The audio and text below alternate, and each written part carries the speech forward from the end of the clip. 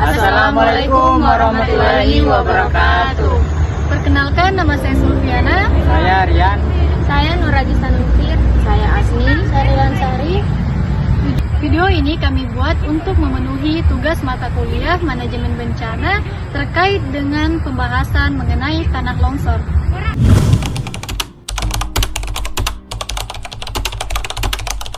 Seperti yang kita ketahui bahwa tanah longsor itu adalah bencana alam yang dapat mengancam jiwa dan dapat merusak infrastruktur. Di Indonesia biasa terjadi tanah longsor di daerah pegunungan dan daerah bukit. Contohnya seperti yang di belakang ini sangat rawan terjadi tanah longsor. Pada saat terjadi tanah longsor biasanya ditandai dengan pergerakan tanah, batu-batuan, dan material lainnya. Nah, ini pada saat terjadinya tanah longsor akan menyebabkan kerusakan yang sangat signifikan.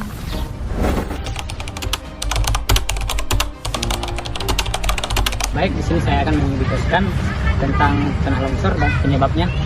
Pertama yaitu hujan lebat, hujan yang deras dan terus-menerus dapat membuat tanah jenuh dengan air menjadi lembek dan kehilangan daya ikat. Kemudian yang kedua, gempa bumi. Getaran gempa dapat menggoyangkan tanah dan memicu longsor terutama daerah yang sudah rawan. Kemudian yang ketiga, gundulan hutan. Penebangan hutan secara besar-besaran kurangi daya serap tanah dan meningkatkan potensi longsor. Kemudian yang keempat, perubahan penggunaan lahan. Pembangunan atau perubahan tata guna lahan dapat mengubah karakteristik lereng dan meningkatkan risiko longsor. Kemudian yang kelima, lereng terjal. Lereng yang terjal terbentuk karena pengikisan air sampai mata air laut, dan angin.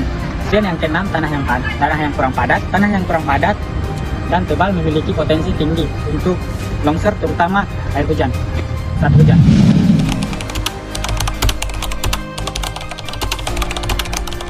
Poin yang ketiga yaitu dampak tanah longsor. Yang pertama yaitu kerusakan infrastruktur seperti jalan raya, jembatan, bangunan, dan fasilitas umum yang dapat rusak.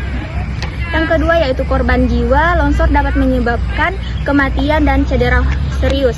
Yang ketiga yaitu kerusakan lahan seperti tanah pertanian, hutan, dan area pemukiman yang mengganggu mata pencaharian dan kehidupan bermasyarakat. Yang keempat yaitu gangguan ekonomi seperti kerusakan infrastruktur dan lahan dapat mengganggu kegiatan ekonomi di daerah yang terdampak.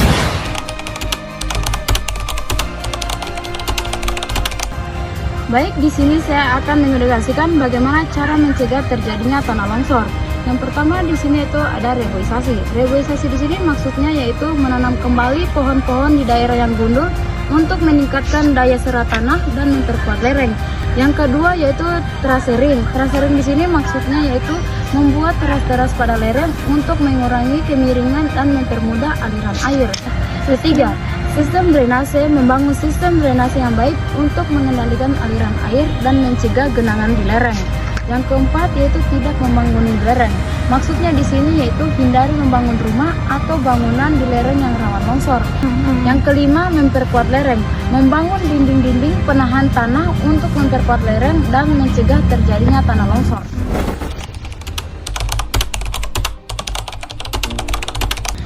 Baik, saya akan menjelaskan mengenai tindakan apa yang akan kita lakukan pada saat terjadinya tanah longsor. Yang pertama itu segera menyelamatkan diri, cari ke tempat yang aman jauh dari tanah longsor. Kemudian yang kedua, hubungi pihak berwenang. Laporkan kejadian tersebut kepada pihak berwenang seperti BPBD dan aparat daerah. Kemudian yang ketiga, patuhi petugas. Hanya kembali ke rumah jika petugas sudah mengizinkan untuk ke rumah. Baik, itulah tadi hasil pembahasan kami mengenai tanah longsor. Apabila ada kesalahan kata mohon dimaafkan. persilakan. Kami akhiri, wabillahi taufiq walhidayah. Wassalamualaikum warahmatullahi wabarakatuh. Terima kasih.